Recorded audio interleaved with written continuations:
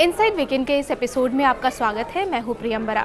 आज कहानी उन लोगों की जो हमेशा आपकी हमारी खुशियों में बुलाए या फिर बिना बुलाए शरीक हो जाते हैं, जो हमेशा आपके और हमारे लिए दुआएं मांगते हैं कि हमारी झोली हमेशा भरी रहे, लेकिन उनकी खुद की झोली हमेशा खाली रह जाती है। जी हाँ, हम बात कर रहे हैं किन्नरों की। उनकी गालियों और तालियों से भी उड़ते हैं खून के छींटे, और यह जो गाते बजाते उधम मचाते, हर चौक चौराहे पर वे उठा देते हैं अपने कपड़े ऊपर। दरअसल उनकी अभद्रता नहीं, उस ईश्वर से प्रतिशोध लेने का उनका एक तरीका है, जिसने उन्हें बनाया है या फिर नहीं बनाया। कृष्ण मोहन झा की ये पंक्तियाँ किन्नरों की दशा बयां करती हैं। ये लोग समाज से दूर रहकर भी हमारे समाज का ही एक अंश है।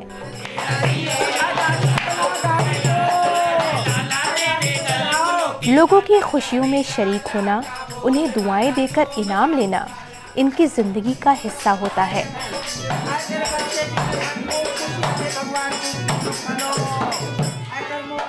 लेकिन अगर खुद इनकी बात की जाए तो न इन्हें स्त्रियों को मिलने वाली सुविधा ही मिल पाती है और न ही पुरुषों का हक इन्हें मिलता है।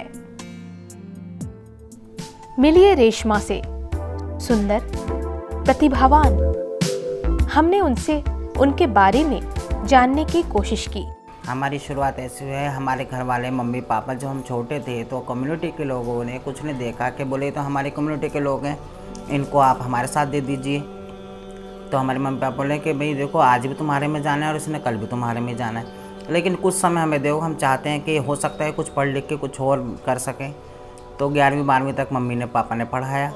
पढ़ाने के बाद में फिर भी जब समाज की तरफ से देखा कि भाई सब तरफ से हिकारत मिल रही है, माँ बाप को भी मिल रही है, घर वालों को मिल रही है, भाइयों को भी मिल रही है कि तो ट्रांसजेंडर है, नाचते हैं, गाना है, इसका तो ये काम है, इसका तो वो काम है। तो धीरे धीरे फिर उस सोसाइटी में हमें आना पड़ा मजबूरी में।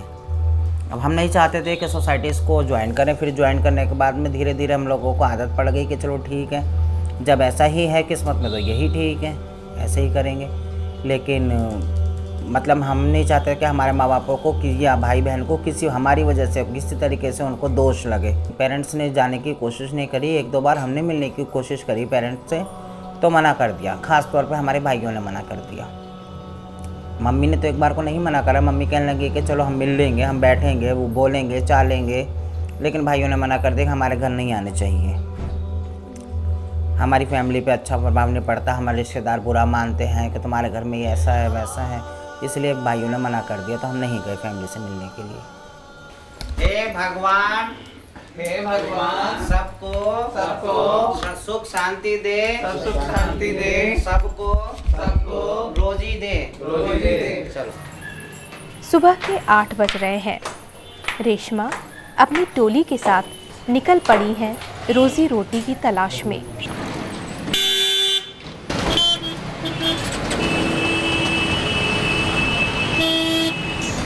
किसी घर में शादी होने वाली हो या कहीं बच्चे के जन्म की खबर मिली, रेशमा अपनी टोली के साथ हाजिर हैं।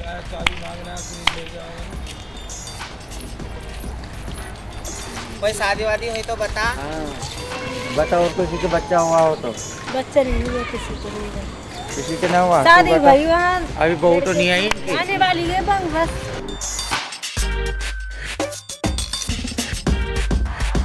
फिर शुरू होता है बधाइयाँ देने का सिलसिला। मेरे भोले बाबा आओ, मेरे प्यारे बाबा आओ, मेरे मकान में डम डम डम बाजे सारे जहान के भोले। बधाइयाँ देकर, नाच गाकर नेग लेना आमदनी का एक जरिया है रेशमा के लिए। रसीद काट दो। रसीद देके जाऊंगी। अपना नाम लिखो बाबूजी का। ये हमारी परदादी हैं, ये बहू है इनकी। इधर आइए, इनकी बहू है। कोठी में मान गई, मैं बेटे में नहीं मानूंगी। बेटे में नहीं मालूम कोई आ भी जाएगा तो दिखा कोई नहीं ऐसा आता। कोई नहीं आता। मैं आ गई, कोई नहीं आएगा। रेशमा नाम है मेरा, फोटो है, मेरा फोन नंबर है इसमें। ये पर्ची संभाल के रखो। तो बड़ी सुंदर आई। गुरु भी तो सुंदर है भी। हर कोटी वाला जीवना राम मिलाए भाग और बल्ले तेरी जोड़ियां। बाबा जल्दी करो। इन्होंने 12वीं तक पढ़ाई की है, लेकिन कोई और काम नहीं मिल सकता इन्हें। दूसरों को खुश रहने की दुआएं देने वाले इन लोगों की जिंदगी में कितनी रोशनी है, कितना अंधेरा है, इसी को समझने की एक कोशिश की हमने।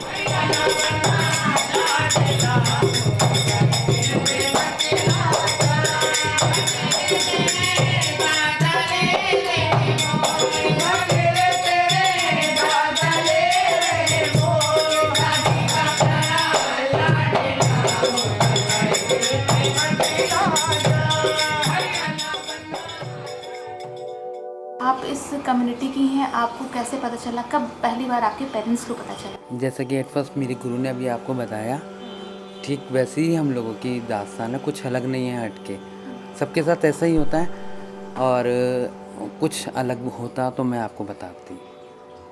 और रही बात हमारे पेरेंट्स को एक्सेप्ट करने की, तो उन्होंने भी हमें शुरू से पाला पोसा, बट ज़्यादा टाइम तक नहीं रही। मेरी गुरु ने तो थोड़ा ज़्यादा समय बिताया, मैंने थोड़ा कम समय बिताया है। अभी क्या आपके पेरेंट्स जो हैं आपको कहीं मतलब आपके बारे में जानना चाहते हैं या फिर आपकी खोज खबर लेते हैं? नहीं, ऐसा कुछ भी नहीं। हम एक बार ही आ गए, अब दोबारा ऐसा कुछ है नहीं, क्योंकि हम वहाँ जाएंगे, हम उस लायक नहीं पहली बात अपनी फैमिली के, क्योंकि घर में भाई हैं, बहन हैं, फिर वो तो उन लोगों से जुड़े हैं बाहर समाज से, फिर उनके आगे सभी के सभी सवाल करते हैं कि ये कौन है, तो उनके लिए भी एक प्रश्न है ना ये एक तरीके का, तो उन पे कोई जवाब नहीं है, तो इसलिए मेरा वहाँ जाना उचित नहीं, मैं खुद ही नहीं जा पाती हूँ।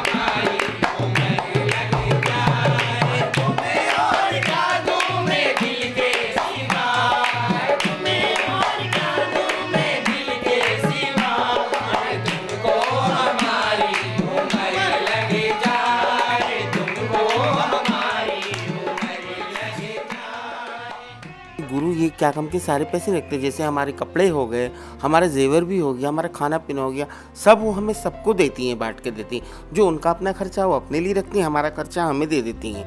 ये तो नहीं कि सारा वो रख लेती हैं। अब आप हमें देख भी रही हैं, हमारी पोशाकें भी देख रही हैं, हमारी चीज़ जेवर भी देख रही हैं, सब वही तो दे रही हैं ना, ये भी तो आप समझ रही हैं। तो बेटा ये सारा खर्चा वही उठाते हैं, उस कमाई में से सारा खर्चा वही उठाती हैं। और वो समाज सेवा में भी लगाती हैं। विकलांग लोग आ जाए उन्हें भी देती हैं। अब कहीं अगर इन्हें पता लग जाता है हमारी गुरु जी को क्या काम कहने कि क्या काम, किसी गरीब की बेटी की शादी करनी, फ़ौरन जाती हैं, फ़ौरन पैसा लगा कर आती हैं, किससे पूछती नहीं, और बल्कि उनसे हाथ जोड़ती कि मेरा नाम मत लेना कि मैंने पैसा लगाया। सोने में, बैठने में, खाने में, पीने में, किस चीज़ में कमी नहीं है हमें। और ये हमारे सब बच्चों वालों की वजह से ही है। जब हम मकान की, बच्चों की शादी की, बच्चे होने की जो बधाइयाँ लाते हैं, उनसे ही होता है हमारा। कुछ लोग प्यार करते हैं, कुछ घृणा से देखते हैं, समझे। मगर कोशिश हम लोग यही करते हैं कि जो भी हमारे सामने वाला हमें प्यार से ही बोले, तो हमें बड़ी खुशी होती है कि सामने वाला हमें प्यार कर रहा है। फिर दोबारा जाके हम उससे राम राम करते हैं, भैया हमें मिला था, हमसे ने प्यार से बोला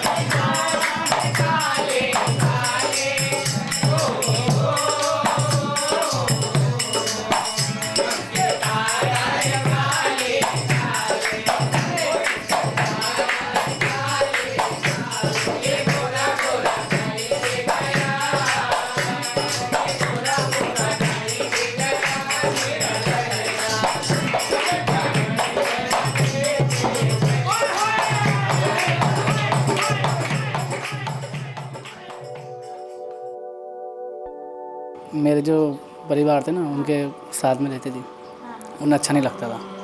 तो मुझे देखा, मुझे बताया उन्होंने, जैसे घर पे गए पड़ोस में हमारे लोग, तो हमारे गुरुजी को बताया मतलब ये ऐसे ऐसे हैं। तो हमारे जो पड़ोस में था तो उन्होंने मुझे इनके साथ दे दिया, करिए आपकी बिरादरी का स्कूल है। तो मुझे लेकर आया, इनके साथ खाना पीना रहना सब यहाँ मुझे आराम है, इनके पास रहती हूँ बचपन से, सब कुछ मेरे ये। अगर हम समाज में जाते हैं पलट के तो समाज हमें नहीं अपनाएगा। वो कोई हमें कहीं नौकरी लगाएंगे तो हमें नौकरी नहीं मिलेगी, कोई हमें नौकरी नहीं देगा, किसी के घर में बर्तन बांधेंगे तो हमारे पे गलत नजर डालेगा। सब तरह के लोग होते दुनिया में, तो इस वजह से हम अपना ये समाज अच्छा है हमारे। क्या नौकरी के लिए आप कभी कहीं प्रयास किए हैं? गए, फिर आप अपना पूरी बात बताइए। नौकरी के लिए गई थी मैं, तो उन्होंने कह दिया हमारे इनको नौकरी नहीं मिलेगी, क्योंकि हमारे चेहरे से देख के, हमारी चाल देख के, हमारे बोलने से, तो उन्होंने मना कर दिया। माँ बापों में रह नहीं सकती हम लोग, रिश्तेदार हमको अपनाते नहीं हैं, समाज की ठुकराई भी हैं हम, ऊपर वाले की ठुकराई भी हैं हम। और किसका दामन पकड़ेंगी? गुरुओं जी का नहीं पकड़ेंगी तो हम किसका पकड़ेंगी? यही हमारे माँ बाप हैं, यही सब कुछ है, यही बहन भाई है। वक्त हो चला एक छोटे से ब्रेक का, ले लेते हैं एक छोटा सा ब्रेक, हाजिर होते थोड़ी देर में। देखते रहिए लोकसभा टीवी।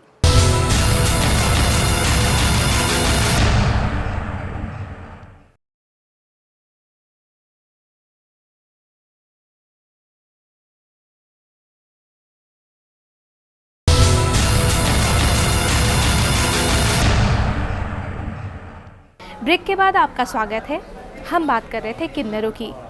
जी हाँ, इनकी सबसे बड़ी समस्या है वो है पहचान की समस्या। हालांकि इन लोगों को मुख्य धारा से जोड़ने के लिए दिल्ली नगर पालिका ने इन्हें 1000 रुपये पेंशन देने की पेशकश तो की है, लेकिन ये भी इनके लिए नाकाफ़ी लगता है। अभी तक तो हम सिर्फ एक न्यूज़पेपर में यही पढ़ा है कि 1000 रुपये MCD वाले दे रहे हैं, या अभी तक ऐसे कोई प्रोपोगेशन हमारे सामने आई नहीं, कोई हमसे मिला नहीं, या हम किसी से मिले नहीं, या हमारे कोई बैंक में या किसी चीज़ में कोई ऐसी चीज़ सहूलियत नहीं दी गई कि तुम्हें 1000 रुपये मिल रहे हैं। 1000 रुपया who was the decision maker? We, मतलब हमारे लिए डिसीजन लेगा, but we are not involve with the decision making. That is the more painful for us, जब हमारे लिए कुछ डिसीजन ले रहा है और जब हमारी कोई वहाँ पे रोल ही नहीं रहा। हमारी ज़िंदगी हमें पैसे मिलेंगे बट डिसीजन कोई दूसरे ले रहे हैं। 1000 रुपये में आजकल एक मजदूर आदमी भी अपना पेट नहीं भर सकता। अब हमारे तो शौक श्रृंगार भी रहे, कान का भी रहा, हमारा नाक भी रहा, लिपस्टिक भी लगाएंगे, हम 1000 रुपये में क्या करेंगे? हमारे बच्चे वाले बने रहे में हमें जो देंगे हम माथा लगा के अपने लेंगे। पानी तो पिलवा दो। अच्छा बधाई को देर हो रही। किन्नरों की मदद के लिए आधी अधूरी योजनाएं शुरू हुई, लेकिन उन योजनाओं का कोई असर नहीं हुआ। दरअसल हमारे मन में किन्नरों की एक छवि बस गई है, खास अंदाज में ताली बजाकर नाचना और बातें करना। अच्छी लग रही है, प्यारी लग रही है, सुंदर लग रही है। क्या हो गया, टीका लगा लिया तो क्या हुआ? इसमें भी कोई बात हो गई? कोई नहीं जानता कि भारत में कितने किन्नर हैं। एक अनुमान है कि भारत में 10 लाख किन्नर हैं। और इनमें से कितनों को आपने रोजमर्रा के किस रोजगार में लगे देखा है? बिना कोई गलती किए जैसे सजा भुगतना इनकी नियति बन गई है। शर्मिंदगी से बचने के लिए अपने परिवार का साथ छोड़ना पड़ता है। स्कूल में एडमिशन मिलना मुश्किल, अधिकतर की पढ़ाई अधबीच छूट जाती है। रोजगार का कोई साधन नहीं, किसी हाउसिंग सोसाइटी में घर खरीद पाना आसान नहीं, क्योंकि लोग हिकारत से देखते हैं। इसके पीछे एक बड़ा कारण ये है कि हमारे कानून में पुरुष और स्त्री के अलावा किसी और लिंग की मान्यता नहीं, इसलिए किन्नर कई अधिकारों से वंचित रह गए हैं। बच्चा है मुझे बताना। हाँ, बताएं। पिता की संपत्ति तभी मिलेगी जब आप या तो पुरुष हैं या स्त्री। पासपोर्ट बनाने जैसे कागजी कामों में और भी कई झंझट हैं। किन्नरों के सामने विचित्र स्थिति पैदा हो जाती है जब सरकारी कागजातों में लिंग के खाने में सिर्फ स्त्री या पुरुष में से एक को चुनना होता है। वे मानते हैं कि उन्हें अलग दर्जा मिलना चाहिए, तभी उन्हें भी आम लोगों की तरह अधिकार मिल सकते हैं। मतदान का अधिकार तो इन्हें 1994 में मिला है। सार्वजनिक जीवन में कईयों ने कोशिश की कि इस दुष्चक्र को तोड़ें। साल 2000 में मध्य प्रदेश में एक किन्नर शबनम मौसी ने विधानसभा का चुनाव जीता था। बाद में 2003 में जब कमला जान मेयर चुनी गईं, तो उस चुनाव पर ही सवालिया निशान लग गया, क्योंकि वो सीट महिलाओं के लिए आरक्षित थी। इसी तरह अब तक जनगणना में भी किन्नरों के लिए अपनी पहचान बताने का कोई प्रावधान नहीं था। उन्हें या तो पुरुष या फिर स्त्री के रूप में अपनी पहचान बतानी होती थी। हालांकि अब थोड़ा बदलाव आया है। 2011 में होने वाली जनगणना में किन्नरों की अलग से गिनती हो पाएगी। पानी वानी दो रे, खाना वाना खा लो, खाना खा लो बेटा, पानी पी लो, खाना खाओ, हाथ धो, पानी पियो। हमको ट्रांसजेंडर में ही गिनती की जाए। हम लोग चाहते हैं कि ना तो हम फीमेल में और ना मेल में, हम किसी में अपनी गिनती नहीं करवाना चाहते, क्योंकि अगर हम फीमेल के हिसाब से फार्म भरते हैं तो कहते हैं कि मेल है, अगर मेल के हिसाब से कोई फार्म भरते हैं किसी जगह तो फीमेल है। तो हम चाहते हैं हमारे ट्रांसजेंडर में अलग से गिनती हो। इस समाज के अंदर एक समाज को नज़रिए में नजर आना चाहिए कि ये भी एक कम्युनिटी है जो इस धरती पे भगवान की कृपा से इस धरती पे मौजूद है। ट्रांसजेंडर भी ये हमारी गिनती हर चीज़ में अलग से होनी चाहिए। एक मेल की गिनती हो रही है, एक फीमेल की गिनती हो रही है, ट्रांसजेंडर की भी गिनती हो, क्योंकि ये ट्रांसजेंडर आज ही नहीं है, ये तो पुराने ज़माने से ट्रांसजेंडर का तो गिनती हो चली आई है। तो हमारी गिनती अलग से होनी चाहिए, एक अलग फॉर्म, एक अलग कॉलम होना चाहिए उसके लिए। तो उसमें कॉलम नहीं है मेरे ख्याल से, रजिस्ट्रियों में या पासपोर्ट में या किसी चीज़ में हमारे ट्रांसजेंडर का कोई कॉलम नहीं है। एक कॉलम होना चाहिए अलग से।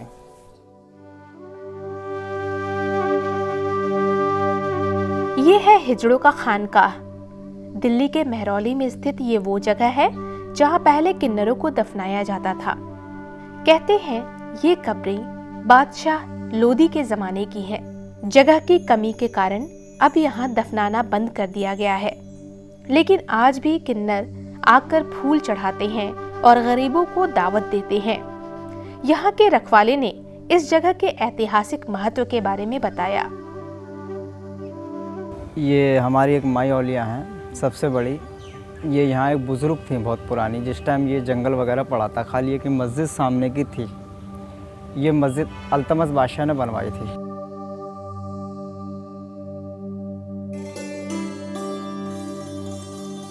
इनके बाद में ये हिजड़े लोगों ने इन लोगों की सेवा की है। सेवा करने के बाद में ये लोग ही यहाँ के मालिक बन गए हैं। अब सेवा जब भी ये लोग आते हैं और जाते हैं और चले जाते हैं, प्रोग्राम ज़्यादातर सुबरात और मुहर्रम में ही आते जाते हैं। उसी समय इनका सबका मिलन होता है और चले जाते हैं। ये अपना हंसी खुशी कुछ बांटना बंटवाना, लंगर वगैरह करवाना, कि जो भी कुछ इन्हें करवाना है गरीबों को तकसीम, या कुछ छड़ियाँ वगैरह में कुछ बांटना या बंटवाना, आपस में जो मशवरा करना है वो करके चले जाते हैं।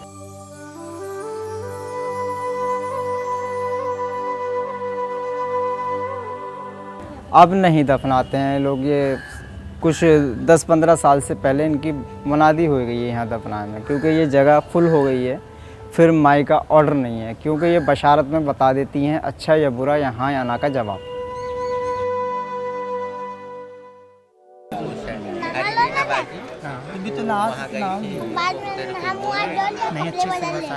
किन्नरों की इस टोली में ये नए मेहमान आए हैं। इन मासूम बच्चों को देखकर ये अनुमान लगाना मुश्किल है कि ये किसी जेंडर डिफेक्ट के साथ पैदा हुए हैं, पर ये दोनों बच्चे इसी जेंडर डिफेक्ट के कारण ही यहाँ हैं। अपने परिवार ने छोड़ दिया तो किन्नरों ने इन्हें अपना लिया है। पूरी टोली एक बड़े परिवार की तरह रहती है।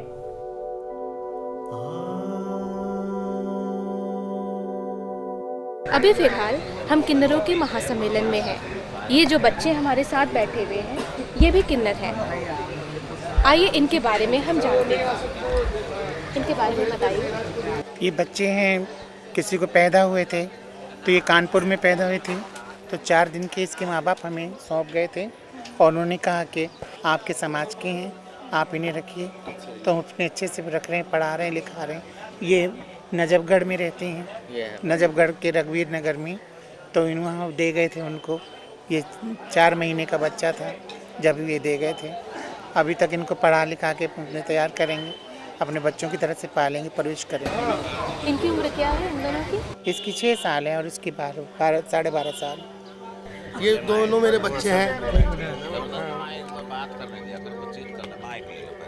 उनके लिए मेरी जान भी कुर्बान है। अल्लाह अच्छा रखे, अल्लाह सबका भला करे। So when I was in 13, when I feeling कि I am not, I just crossed over my childhood, and I just got from my I just putting my teenage. Then I feel I'm not, I'm something different from other, and I have some different feelings and I have some different attractions also. I miss my families, I miss my childhood friends, I miss my childhood's narrow lane, I miss my school, I miss my everything.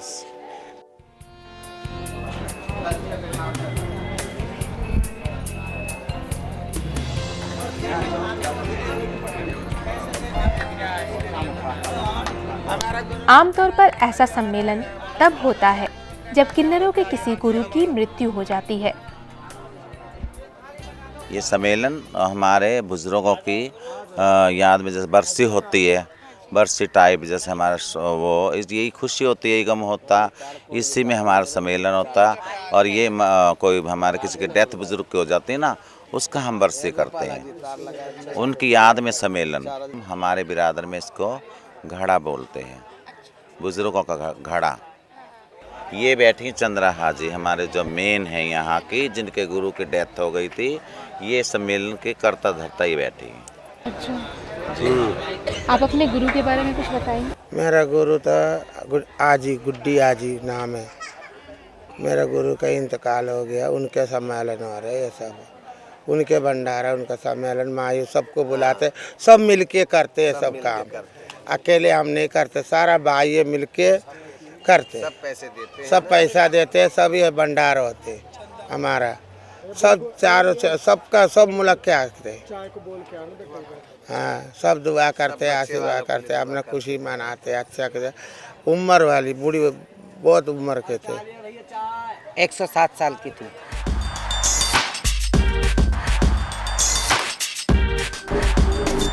यहाँ देश के अनेक प्रांतों से किन्नर आए, विदेशों से भी।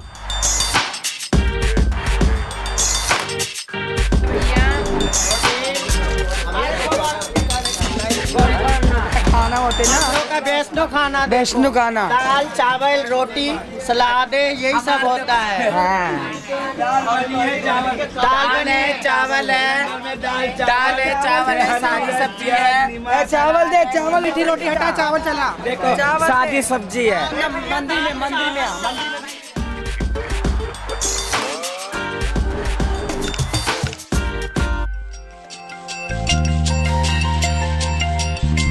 हर सूर्यास्त के बाद एक नया सवेरा होता है और जिंदगी चलती रहती है। वैसे ही हर दिन की जिल्लत और परेशानियों को भूलकर ये फिर से दुआएं देने, बधाइयाँ देने और नेक लेने के सिलसिले में जुट जाते हैं। हमारे समाज में शायद ही कोई ऐसा हो जो इनसे दुआएं न लेना चाहे।